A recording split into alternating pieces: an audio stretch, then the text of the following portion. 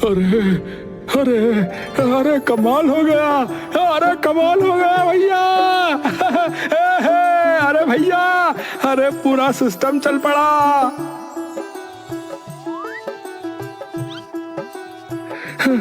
अरे भाइयों, अरे थारे पैर पड़ू मैं। अरे भाइयों, तू तो भगवान है भाइयों। सभी लोग उठ के जोर जोर से ताली बजाने लगते हैं। तालियों की आवाज बढ़ने लगती है। अरे उठ जा, अरे उठ जा निर्मोय। अरे पापा क्या हो गया? हैं? अरे क्या हो गया? अरे दिन चढ़ गया। अरे सांझ तक सोता ही रहेगा क्या? हैं? चल उठ। शंकर आंख मसलते हुए बेड से उठता है। अरे नीचे आ जल्दी, दुकान खोलने का टाइम हो रहा है। प्रभु ये कहकर नीचे चल देता है। शंकर कुछ देर अंगड़ाई तोड़ता है और मुंह हाथ धोकर नीचे चला जाता है। चल फटाफट राई का तड़का मार के दाल छौंक दे। शंकर नीचे से एक पतीला निकालता है और गैस पर चढ़ा देता है। उसमें तेल डालकर राई उसके अंदर डाल देता है।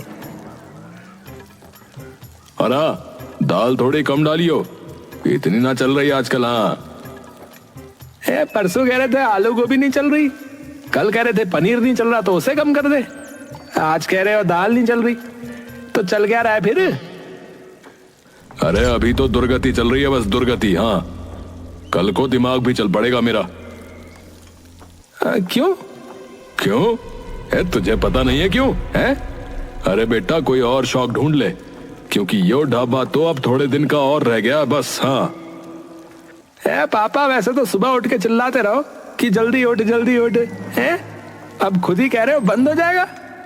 अरे तो क्या कहूं बेटा, हैं? क्या कहूं बता। इधर आ, देख बताता हूं।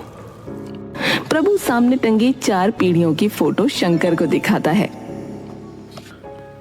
देख, यो है तेरा परदादा चमन पीला भोगराज, जिसने खाने में ऐसी चीजें डालना शुरू की कि पूरा गांव उनका दीवाना सा हो लिया। क्योंकि एक तो खाने में स्वाद बढ़िया और ऊपर से भोजन सबका स्वास्थ्य भी एकदम ठीक कर देता था। और बेटा, स्वास्थ्य, भोजन और स्वाद बड़ी मुश्किल से लोगों को एक साथ मिलता है बेटा, वरना तो तोरी घिया तो सभी बना रहे हैं अपने घर में। प्रभु अपनी उंगली शंकर के दादा की तरफ करता है, जिनकी बड़ी बड़ी मूंछें होती हैं। और यो है मेरे बाबूजी, यानी तेरे दादा चकोर चंदन भोगराज। जब सभी हमारे बड़े दादा के खाने को इतना मानने लगे ना, तो बाबूजी ने यह ढाबा खोला, भोगराज वैद्य ढाबा, जहां लोग खाना खाकर अपनी बीमारी का इलाज कराते थे बेटा। बाबूजी ने तो ऐसा कमाल कर दिया कि उनका दाल चूरमा खा के एक अपाहिज इंसान चल पड़ा भाई। नहीं यार पापा, ऐसे थोड़ी होता है, ऐसे कैसे हो सकता है? अरे मान नहीं रहा है? अरे तुझे पता है हमारे घर में कभी किसी औरत ने खाना नहीं बनाया, पता है तुझे? सिर्फ हमने बनाया है। तेरी माँ ने तो रसोई में झांक के भी नहीं देखा, बता रहा हूं। तभी अंदर से उसकी पत्नी निकल कर आती है। बर्तन धोने और रसोई साफ करने तुम्हारी स्वर्गीय माँ नहीं आती थी? और ये कहकर वापस अंदर चली जाती है। ये क्या अलार्म सा बज पड़ा क्या एकदम से? क्या हुआ ये? अरे हाँ, तो मैं ये कह रहा था बेटा कि उस चमत्कार के बाद तो ढाबे पे लाइन लग गई। हाँ, लेकिन फिर आया मैं, प्रभु भोगराज, और बाबूजी भी चल बसे उस वक्त। और उसके बाद तो बचा ही कुछ ना। जब से मैंने बागडोर संभाली, तब से बेड़ा ही घर खोता गया ढाबे का। अरे पापा, वही तो मेरा सवाल है हमेशा से कि ऐसा हुआ क्यों? वो क्या डालते थे ऐसा भाई खाने में, और आपको क्यों नहीं पता उस चीज के बारे में? बोलो। अरे बताया ही नहीं कभी, बस इतना पता है कि कोई खास सामग्री थी जो किसी जगह से लाते थे जाके।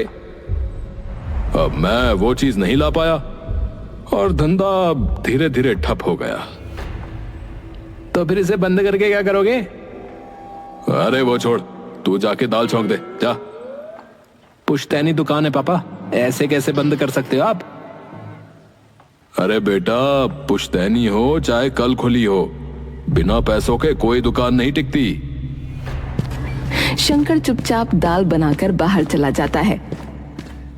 यार, यहाँ रहना तो मेरा दिमाग फाड़ देंगे ये। चलो रघु से ही मिलके आते हैं थोड़ी देर। शंकर मैदान में जाकर देखता है तो रघु अपने दोस्तों के साथ बैठा होता है। शंकर। शंकर दूर से हाथ उठाकर उसे सलाम करता है।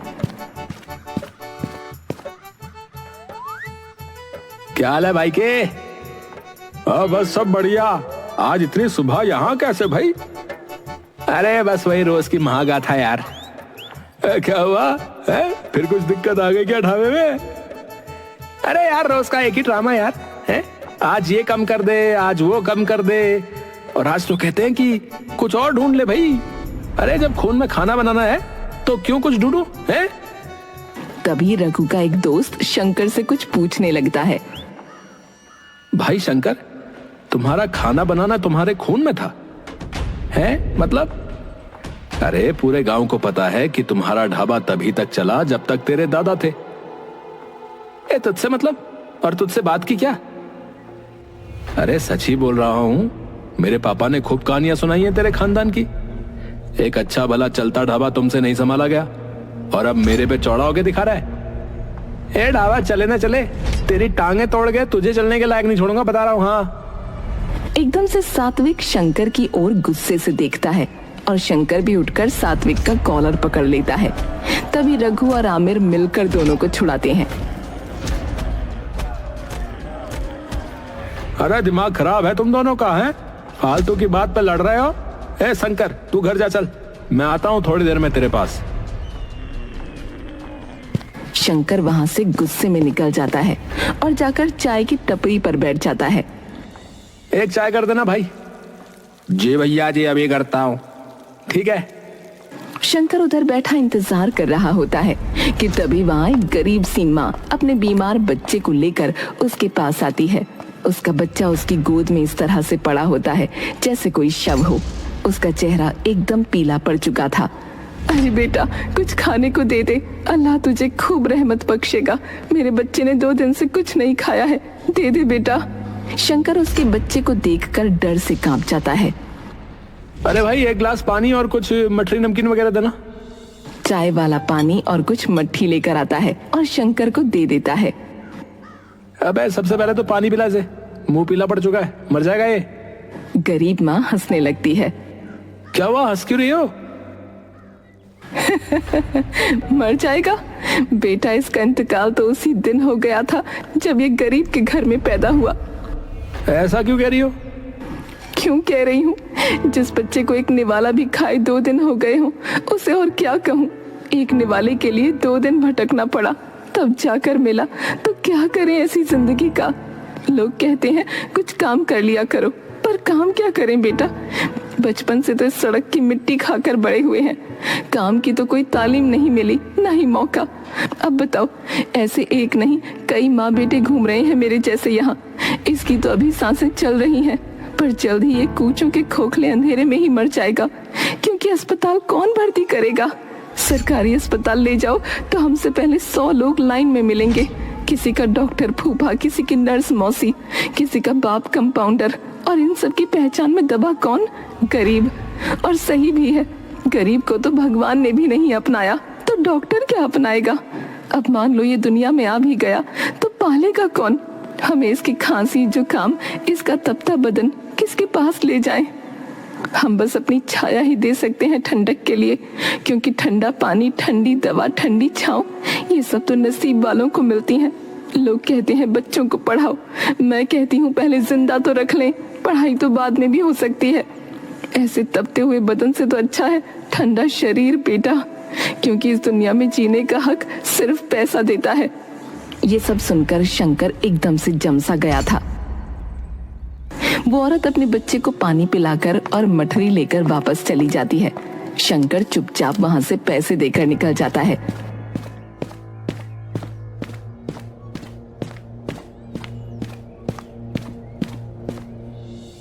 तभी जाते जाते गांव का सरपंच उसे देख लेता है। अरे ओ शंकर। नमस्कार मुखिया जी। अरे नमस्कार बेटुआ, नमस्कार। है? अरे क्यों इतना मुंह लटकाए चले जा रहे हो? क्या हो गया, क्या हुआ? कुछ नहीं मुखिया जी, बस ऐसे ही। अरे क्या दुकान वगैरह में कोई दिक्कत विक्कत चल रही है क्या?